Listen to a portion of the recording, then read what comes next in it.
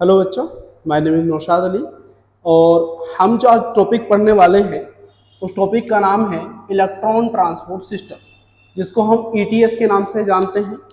अच्छा, ये चलती कहाँ है? एक ईटीएस बेटा फोटोसिंथेसिस में भी होती है, लेकिन हम जो ईटीएस पढ़ने वाले हैं ये रेस्पिरेशन की ईटीएस है। मतलब इसकी जो साइट है या चलती है वो कहाँ चलती है? माइटोकॉन्ड्रिया में। कहाँ चलती है ये? माइटोकॉन्ड्रिया में। और माइटोकॉन्ड्रिया में भी कहाँ, एक स्पेशल मेम्ब्रेन होती है जिसको हम इनर मेम्ब्रेन बोल देते हैं। माइटोकॉन्ड्रिया के किस में? इनर मेम्ब्रेन में ये ईटीएस चलती है। सो आज हम जो ये ईटीएस पढ़ने वाले हैं, सबसे पहले हम देखेंगे कि एक्चुअल में हुआ क्या होगा। अगर आप लोगों ने रेस्पिरेशन पढ़ा हो तो क्या पढ़े थे कि ग्लूकोज था अपने पास, मानो कि ये ग्लूकोज है एज ए रेस्पिरेटरी सब्सटेंस। इसमें क्या हुई होगी? ग्लाइकोलाइसिस।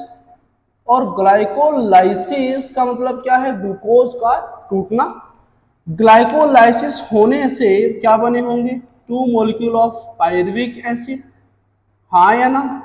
ये जो अपने पास 2 मॉलिक्यूल ऑफ पायरुविक एसिड बने, ये कहाँ हुए? एक्चुअल में जो ग्लाइकोलाइसिस चलती है इसकी साइट क्या है? इसकी साइट है साइटोप्लाज्म। लेकिन यहां पर ग्लाइकोलाइसिस में 2 प्रोडक्ट बनते हैं। एक तो एटीपी की फॉर्म में एटीपी बनती है, ठीक है ना। नेट गेन एटीपी की अगर बात की तो 2 बनती है, और वहीं पर 2 क्या बनते हैं? NADH2 या NADH प्लस H आयन। एक ही बात है, या तो उसको NADH2 लिख दो या NADH प्लस H आयन लिख सकते हैं, क्योंकि ये वाला हाइड्रोजन पार्शियली बाउंड रहता है। चलिए, यहां पर अगर हम देखें तो 2 चीजें बनी है। एटीपी को कन्वर्ट करने की जरूरत नहीं है, लेकिन NADH को कन्वर्ट करने की जरूरत है। पायरुविक एसिड जाता है कहां पे? ये ट्रांसपोर्ट होता है माइटोकॉन्ड्रिया में, और माइटोकॉन्ड्रिया के अंदर, इसके अंदर माइटोकॉन्ड्रिया के अंदर जाकर के 2 रिएक्शन चलती है। एक रिएक्शन का नाम है लिंक रिएक्शन। क्या नाम है? Link reaction. लिंक रिएक्शन में भी एक प्रोडक्ट निकलता है जिसको हम वही कहते हैं NADH2, या तो NADH प्लस H बोल सकते हो, या फिर NADH2, समझे। लेकिन ये लिंक रिएक्शन, क्योंकि पायरुविक एसिड 2 है तो लिंक रिएक्शन भी कितनी बार चलेगी? 2 बार। तो NADH2 भी कितने बनेंगे? 2। सिंपल, 2 ये बन गए। इसके बाद लिंक रिएक्शन के बाद एसिटाइल कोएंजाइम A बनता है, और एसिटाइल कोएंजाइम A से किससे बेटा? Acetyl coenzyme A। ये जो अपने पास में एसिटाइल कोएंजाइम A है, इसके ऊपर ये एंट्री करता है किसमें? क्रेब्स साइकिल में। किसमें एंट्री करता है? हेंस क्रेब के द्वारा दी गई क्रेब्स साइकिल। और क्रेब्स साइकिल में भी आपको प्रोडक्ट पता होगा क्या क्या बनता है सर, क्योंकि 2 पायरुविक एसिड थे तो 2 ही क्या बने होंगे? एसिटाइल कोएंजाइम में। तो क्रेब्स साइकिल कितनी बार चलेगी? 2 बार। एक साइकिल में 3 NADH2 बनते हैं। बनते हैं कि नहीं बनते? आप लोगों ने पढ़ा होगा एक साइकिल में। तो 2 में कितने बनेंगे? मैं सिंपल लिख दूं 6। वहीं पर NADH2 ये जो बनेंगे, वहीं पर क्या बनेंगे? 2 FADH2। बेटा दोनों साइकिल में 2 बनेंगे, एक साइकिल में 1 बनेगा। सिंपल। इसके अलावा 2 बनते हैं GTP, जो कि बाद में कन्वर्ट हो जाते हैं ATP में, मतलब GTP ATP की फॉर्म में। जो डायरेक्ट ATP बन रहे हैं ना बेटा, उनको सिंपल ही बोलो, ये एक्चुअल में SLP है। SLP क्या होता है? Substrate level. क्या नाम होता है SLP का फुल फॉर्म? SLP का फुल फॉर्म होता है substrate level phosphorylation. Substrate level phosphorylation. Simple. ये जो SLP है ये तो डायरेक्ट यूज हो जाएगी as a energy, energy molecule है। लेकिन एक बात बताओ, एटीपी को ऐसा मानो जैसे एटीपी अपने देश के अंदर रुपए होते हैं, ठीक है। वहीं पर NADH या FADH2 को क्या मानना है? NADH या FADH DH2 को मानो कि जैसे ये डॉलर है। डॉलर कैसे बनेगा भाई? ऐसे बनता है ना, जो भी होता होगा, ठीक है। ये ATP रुपीज है और ये डॉलर है। अपने देश के अंदर क्या चलेगा? रुपीज, डॉलर तो चलेगा नहीं। मतलब किसी दूसरी कंट्री का अगर पैसा होगा तो वो चलेगा नहीं। इस डॉलर को कन्वर्ट करना पड़ता है किस में? चलाने के लिए इसको कन्वर्ट करना पड़ता है किस में? कन्वर्ट करना पड़ेगा किस में? रुपीज में। यस और नो? यही काम कहां पे? माइटोकॉन्ड्रिया के अंदर क्रेब्स साइकिल से या किससे? ग्लाइकोलाइसिस से, लिंक रिएक्शन से या क्रेब्स साइकिल से, ये जो दोनों तीनों प्रोडक्ट बने ना, यही काम माइटोकॉन्ड्रिया के अंदर होता है। सो ये बैंक जैसा काम करता है। कैसे? माइटोकॉन्ड्रिया के अंदर क्या होता है? इस NADH और FADH की के ऑक्सीडेशन की वजह से, किसकी वजह से? ऑक्सीडेशन की वजह से, NADH और FADH के ऑक्सीडेशन की वजह से क्या हो जाता है? इसके ATP फॉर्म हो जाते हैं। सिंपल। मैं यहां पर एक सिंपल सा बॉक्स बना रहा हूं, उसको तुम लोग अलग से बना लीजिएगा कहीं पे भी। क्या बॉक्स में? NADH2 से, एक NADH2 से अकॉर्डिंग टू NCERT 3 ATP बनते हैं। सिंपल। वहीं पर एक FADH2 से, किससे? एक FADH2 से 2 ATP बनते हैं। सिंपल। ये बॉक्स तुम्हें अलग से कहीं बना लेना ताकि तुम्हें याद रहे। देखो, ETS पढ़ने से पहले हम इसकी जानकारी ले रहे हैं ताकि तुम्हें ये ना लगे एकदम नया कुछ पता नहीं क्या बवाल शुरू हो गया है। कुछ बवाल नहीं हुआ है। ये NADH2 और FADH2 को ATP में कन्वर्ट करना है। और ये ATP में कन्वर्ट कहां होंगे? वो होंगे ETS के अंदर। अब ये ETS कैसे चलेगी? तुम लोगों ने बेटा माइटोकॉन्ड्रिया को देखा होगा। माइटोकॉन्ड्रिया को आज तक देखे हो कि नहीं? मानो कि ये माइटोकॉन्ड्रिया है। यस और नो? ये क्या है? माइटोकॉन्ड्रिया। यहां पर हम सिंपली क्या बोल रहे हैं कि ये जो माइटोकॉन्ड्रिया है, तुमने देखा होगा इसके ऊपर क्या लगे रहते हैं? F1 F0 पार्टिकल्स लगे रहते हैं, जिनका काम ATP का फॉर्मेशन होता है। यस और नो? और इसके अंदर माइटोकॉन्ड्रिया के अंदर जो इनर मेम्ब्रेन है, इससे निकली हुई फोल्ड, इनको क्रिस्टी बोलते हैं। हमें इससे कोई मतलब है ही नहीं, हमें इससे कोई मतलब है ही नहीं। तो हमें किससे मतलब है? इसको हम बोलेंगे आउटर मेम्ब्रेन, इसको बोलेंगे इनर मेम्ब्रेन, और ये जो बीच में जगह बची ना, इसको बोलते हैं peri mitochondrial space. Peri mitochondrial space. अब देखिए मैं क्या कर रहा हूं, इसका छोटा सा पार्ट यहां पर बड़ा बना रहा हूं। ठीक है? ये जो छोटा सा पार्ट बड़ा बनाएंगे उसको हम देखेंगे भी। मैं इस तरफ क्या दिखा दे रहा हूं? मानो कि ये अपने पास एक मेम्ब्रेन है जिसको हमने बोला कि ये आउटर मेम्ब्रेन है। देखो, मोटा पतले के चक्कर में मत जाना। एक मेम्ब्रेन है और ये कैसी मेम्ब्रेन है? आउटर मेम्ब्रेन है। कैसी मेम्ब्रेन है ये? आउटर। चलिए, और आउटर मेम्ब्रेन है तो इनर मेम्ब्रेन भी होगी, लेकिन इनर मेम्ब्रेन ऐसा नहीं है कि डायरेक्ट होगी। इनर मेम्ब्रेन को हम सिंपली क्या बोल सकते हैं कि इनर मेम्ब्रेन थोड़ी सी जगह छोड़ के होगी, जिसको हम पेरी माइटोकॉन्ड्रियल स्पेस का नाम देते हैं। बात समझ में आ रही है? ये इनर मेम्ब्रेन होगी। ये कौन सी मेम्ब्रेन है? Outer membrane. और इसको क्या बोलेंगे? Inner membrane. बेटा ये मत समझना कि सर ने डबल बना दी, इसको बस एक्सटेंड करके बनाया, बड़ा बना दिया, ताकि मैं तुम्हें प्रोसेस बता सकूं यहां पे।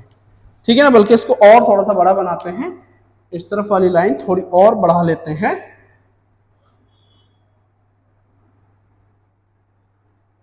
ठीक है? अब ठीक लग रहा है।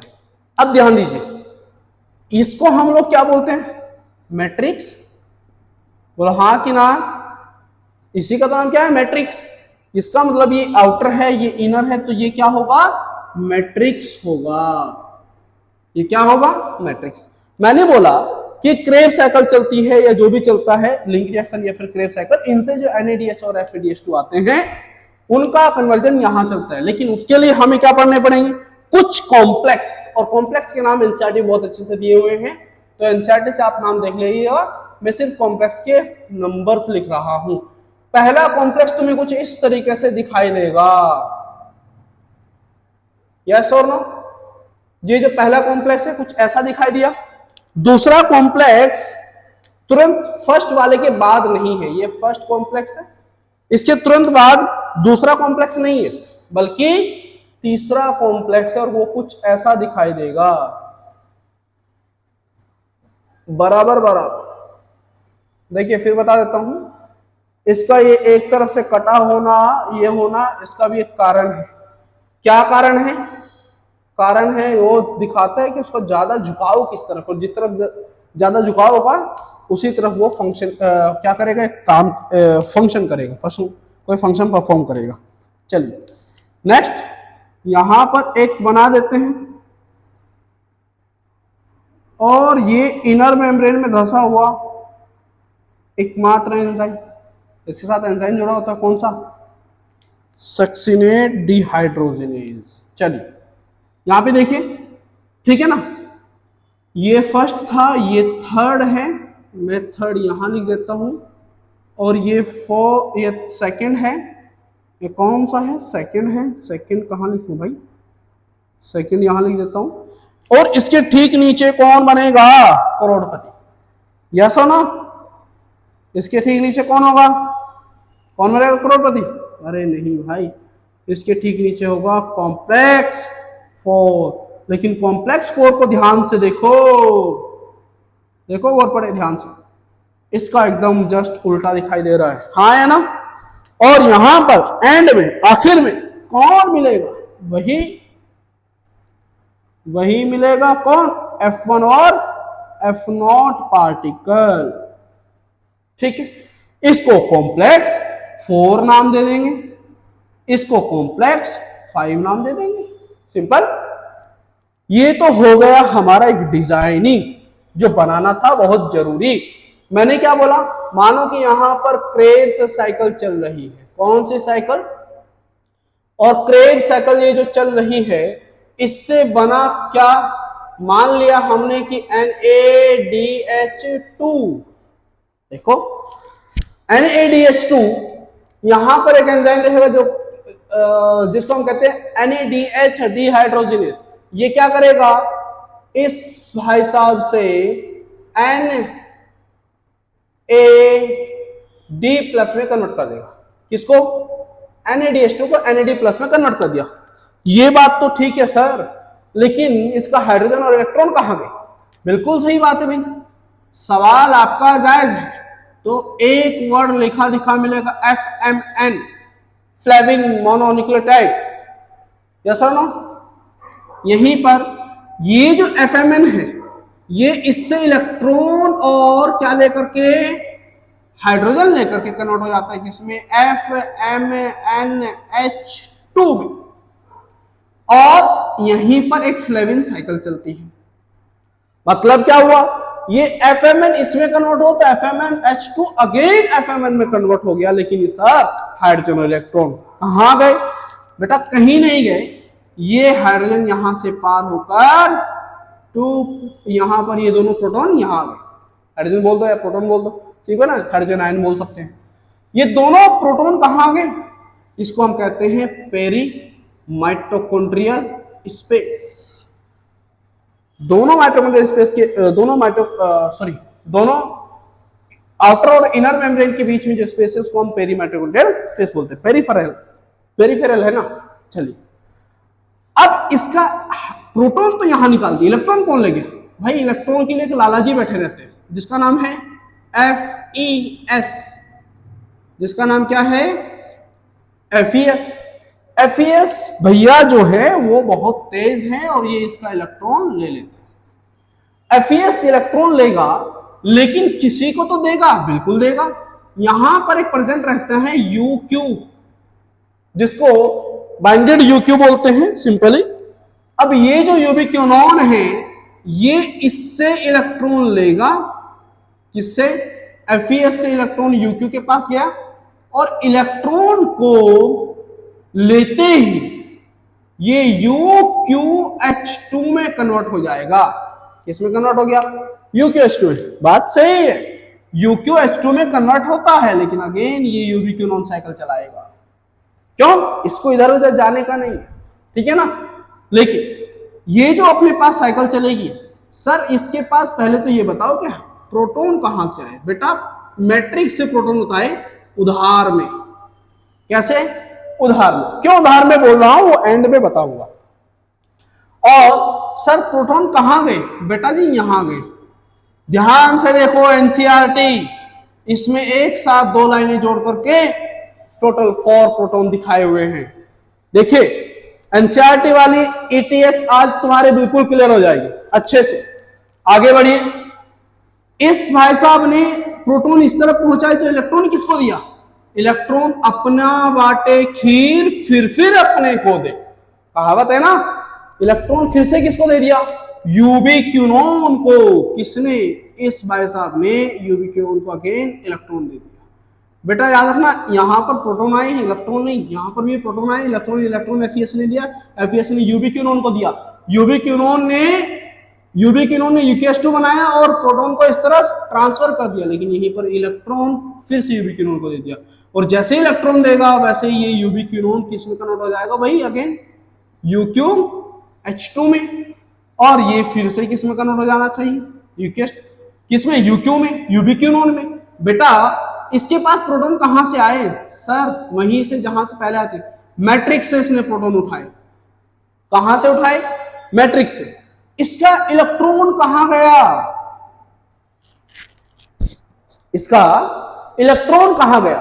अरे भाई इसका इलेक्ट्रॉन जहां जाए, लेकिन पहले प्रोटॉन देखो। प्रोटॉन बेटा कॉम्प्लेक्स थर्ड के थ्रू दोनों प्रोटॉन पास हो, ठीक है ना। याद रखना कॉम्प्लेक्स से ही प्रोटॉन पास कराएंगे। किससे? इस मेम्ब्रेन की बाइलिपिड की लेयर से प्रोटॉन पास करा ही नहीं सकते। समझे? यहां पर ध्यान दीजिए, प्रोटॉन पास कराए, अगेन इसका इलेक्ट्रॉन कहां गया? भाई इलेक्ट्रॉन दे दिया इसने किसको? साइटोक्रोम बी को। किसको इलेक्ट्रॉन दे दिया? भाई जहां पे आप इलेक्ट्रॉन पढ़ रहे हो वहां पे इलेक्ट्रॉन लिखते भी रहना। ई माइनस का मतलब इलेक्ट्रॉन। साइटोक्रोम बी फिर वही इलेक्ट्रॉन दे देगा किसको? एक लाला जी बैठे हैं, समझ गए ना, लाला जी एफईएस होते हैं। मतलब एफईएस को मैं कह रहा हूं क्योंकि उनका काम लेने का है। चलिए अब यहां पर जो FeS है इसके पास क्या आ गया बेटा? इलेक्ट्रॉन। सिंपल। इलेक्ट्रॉन इस भाई साहब ने लेकर के किसको दे दिया? इसने दे दिया किसको? साइटोक्रोम C1 को। साइटोक्रोम C1 को। साइटोक्रोम C1 दिखाई दे रहा है। ये जो साइटोक्रोम C1 है, इलेक्ट्रॉन तो ले लिया। ध्यान से आप देखिएगा, मैं इलेक्ट्रॉन को ना एक ही कलर से शो कर देता हूं ताकि तुम्हें बाद में समझने में आसानी हो। इलेक्ट्रॉन यहां पे भी इलेक्ट्रॉन किससे? ये गया, ठीक है। दिखाई दे रहा है कि नहीं दे रहा है पता नहीं, ठीक है। इलेक्ट्रॉन लेगा और इलेक्ट्रॉन को यूवी क्यूनॉन को दे देगा। बात UQ है बेटा। अब साइटोक्रोम C1 क्या करेगा? साइटोक्रोम C1 यहां पर एक बेटा टहलता महलता एक कॉम्प्लेक्स लगा रहता है प्रोटीन का, जिसको कहते हैं cytochrome C complex. Cytochrome C complex को फिर वही बात आ गई ना, अंधा बाटे खीर फिर अपने को दो। ये इलेक्ट्रॉन इसको दे देगा, ये इसके पास होता है, इलेक्ट्रॉन दे देगा। ये इलेक्ट्रॉन लेते ही, क्योंकि बेटा ये मूव करता है, ये फ्रीली मूवमेंट वाला है, मतलब ये मोबाइल साइटोक्रोम है। और मोबाइल साइटोक्रोम है तो यहां पर क्या लिख दोगे तुम? मूव लिखोगे, ना कि इलेक्ट्रॉन। यहां पर ध्यान से देखिएगा, ये मूव करके कहां जाएगा? एकदम नीचे आ जाएगा। और जब ये नीचे आ जाता है तो वही साइटोक्रोम है, साइटोक्रोम C है। इलेक्ट्रॉन किसको दे देगा? यहां पर बेटा एक कॉपर A बैठा है, ठीक है ना। ये कॉपर जो रहता है ये इससे इलेक्ट्रॉन ले लेता है। समझ आ रहा है कि नहीं आ रहा है? फिर वही बात आ गई, इलेक्ट्रॉन को मैं क्या करता हूं? इससे इलेक्ट्रॉन को मैं दिखा देता हूं किससे, ब्लैक से। ठीक है, इलेक्ट्रॉन किसके पास चला गया, Cu के पास। सर आपने सेकंड वाला छोड़ दिया, बेटा सेकंड का प्रोसेस पढ़ेंगे, लेकिन पहले इसको देखो। अब ध्यान से सुनिएगा, कॉपर ए जो है वो इलेक्ट्रॉन दे देता है किसको, यहीं पर प्रेजेंट होगा कौन, साइटोक्रोम ए। साइटोक्रोम ए से इलेक्ट्रॉन किसके पास जाएगा, फिर वही बात, अंधा बाटे खीर, फिर अपने को दे, साइटोक्रोम ए3 के पास। अरे एंड में कौन लेगा सर, कॉपर बी। ठीक है, एंड में इलेक्ट्रॉन को कौन ले लेगा, कॉपर बी। ये जो अपने पास इलेक्ट्रॉन जा रहा है, ये सिंपली ये समझो इस वे में जा रहा है। अब क्या होगा, कुछ नहीं, इलेक्ट्रॉन को मैट्रिक्स में पार करवा दिया जाएगा। सिंपल, इसको यहां तक समझो। दूसरी बात, ये तो हुआ ऑक्सीडेशन किसका, ये किसका, NaDH2 का। किसका हुआ, NaDH2।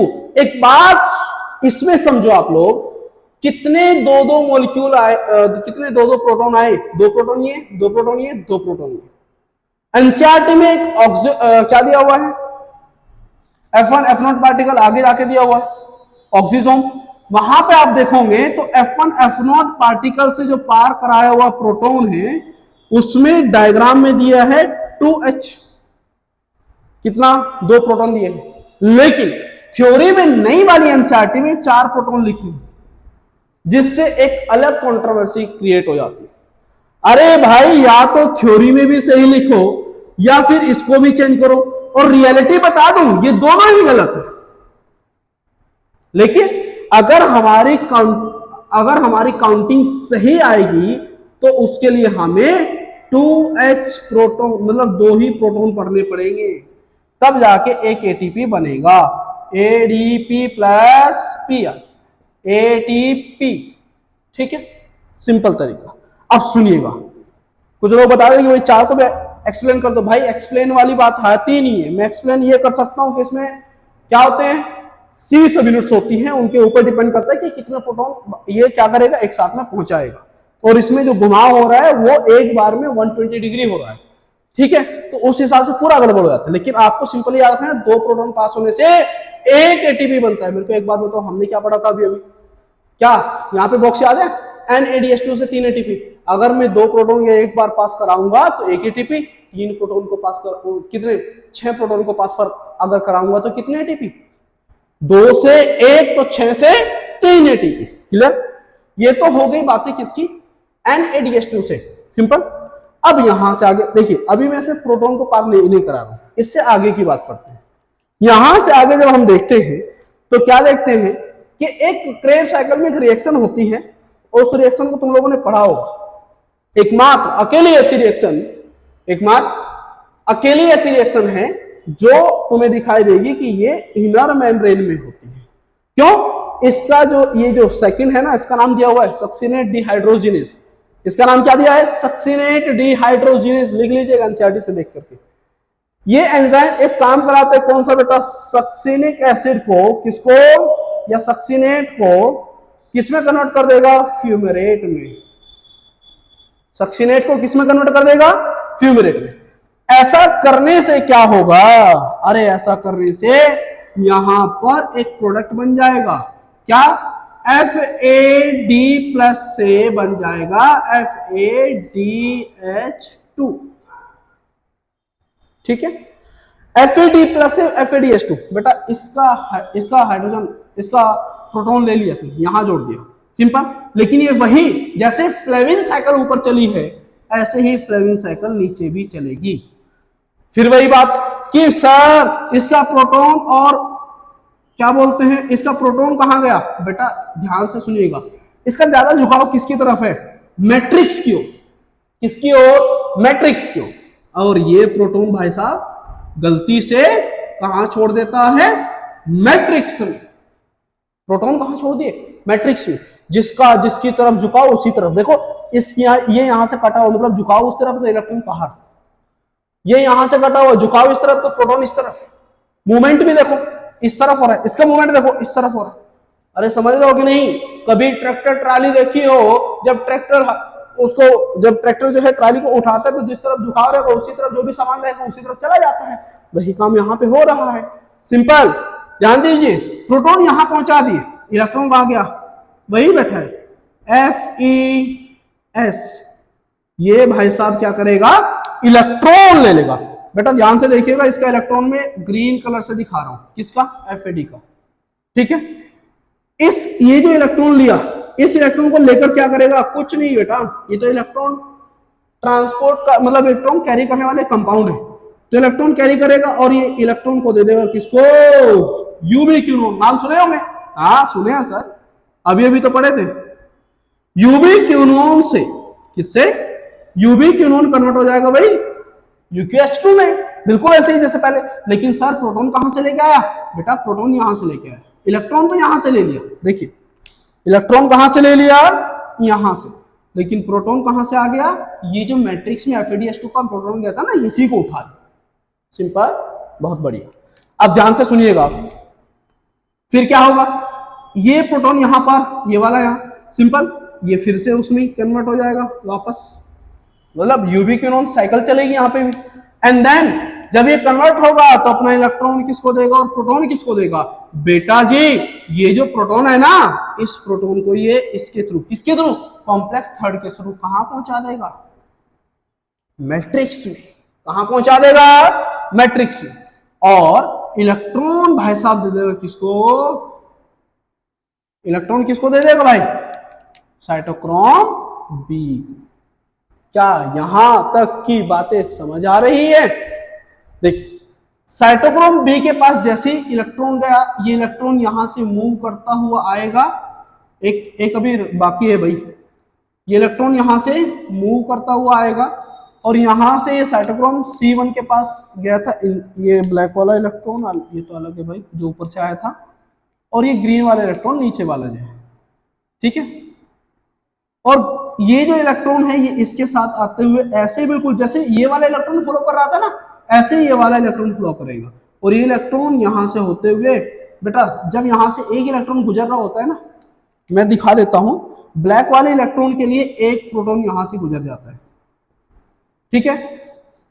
वहीं पर ये ग्रीन वाला इलेक्ट्रॉन जब क्या करेगा, मूवमेंट करेगा ना, तो फिर से ये इलेक्ट्रॉन बेटा यहां पर आ जाएगा। लेकिन इसके हेल्प से कहां से, मैट्रिक्स से प्रोटॉन कहां जाएंगे, मैट्रिक्स से प्रोटॉन कहां जाएंगे, पेरीमाइटोकॉन्ड्रियल स्पेस में, सिंपल। अब ध्यान दीजिएगा, कितने हो गए प्रोटॉन टोटल, 2 4 6 8 और 10, ये सुनो, अरे ध्यान से सुनो, 2 प्रोटॉन पार होने से 1 ATP बन रहा है, तो 10 प्रोटॉन पार होने से क्या 5 ATP नहीं बनेंगे, जिसमें से 3 ATP किसकी, NADH2 की हेल्प से बनी और 2 ATP FADH2। मैंने बोला था ना ये भी गलत है वो भी गलत है, गलत सब है, लेकिन आपको यही कैलकुलेशन पढ़नी है बस, सिंपल।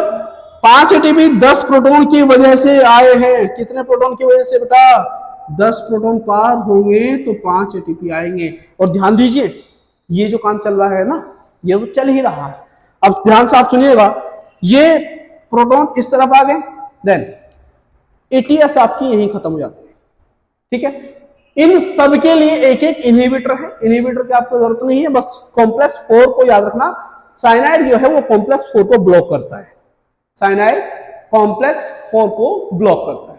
चलिए, और कॉम्प्लेक्स 4 ब्लॉक तो ETS बंद, और ETS बंद तो रेस्पिरेशन बंद, रेस्पिरेशन बंद तो डेथ, सीधी सी बात है।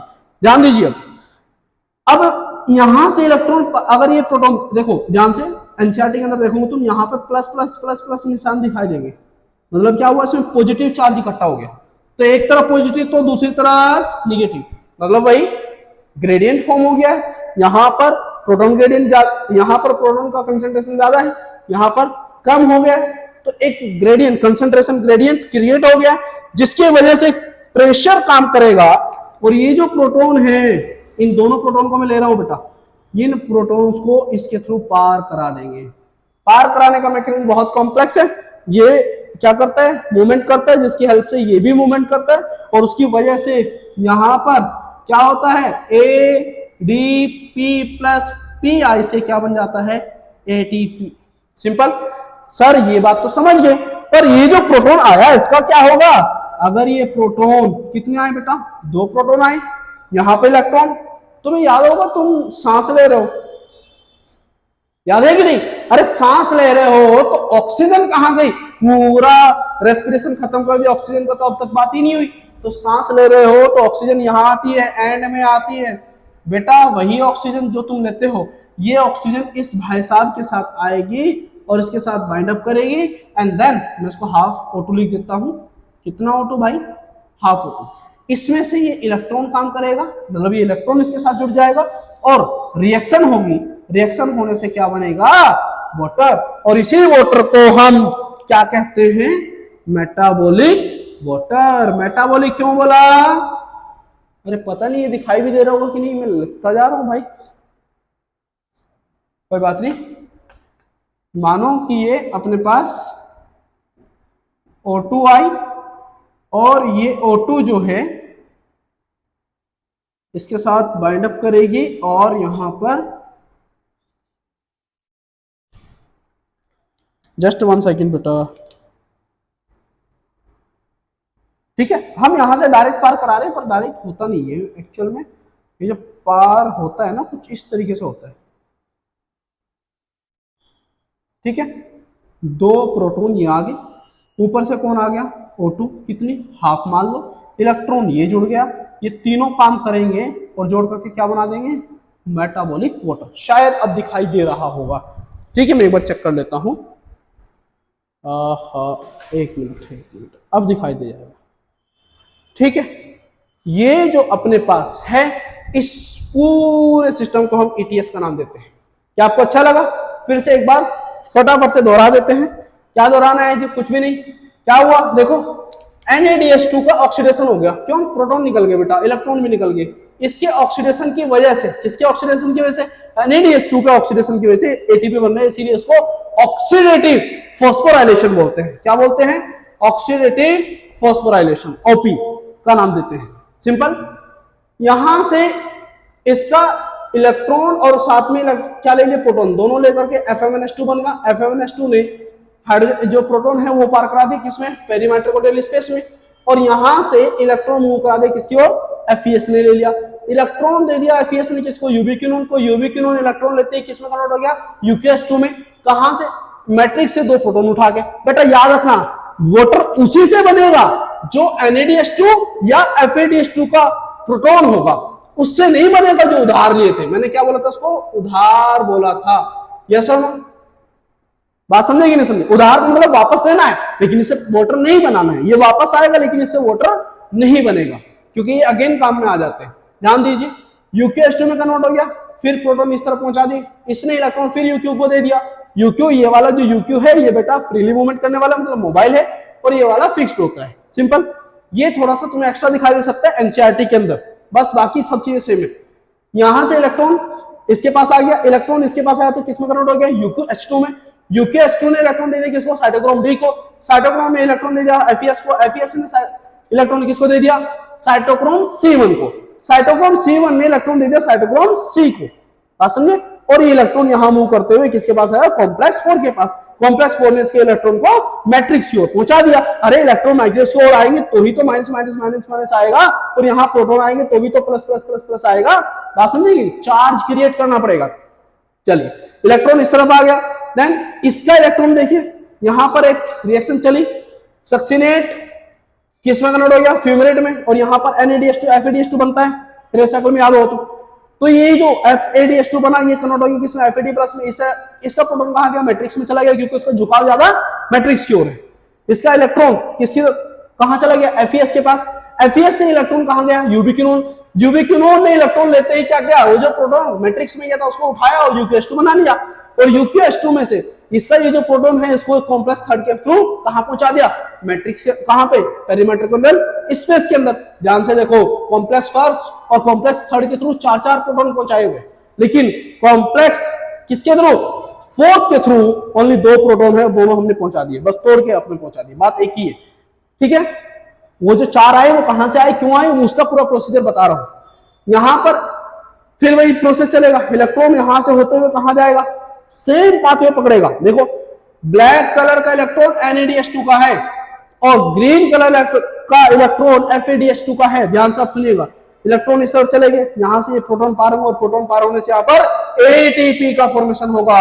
और ये जो प्रोटॉन आया, ये प्रोटॉन किसके साथ, कहा बेटा, ऑक्सीजन के साथ। किसके साथ, ऑक्सीजन के साथ में क्या करके बाइंड अप करके क्या बना देगा, मेटाबॉलिक वाटर बना देगा। सिंपल, यही आपकी ETS है।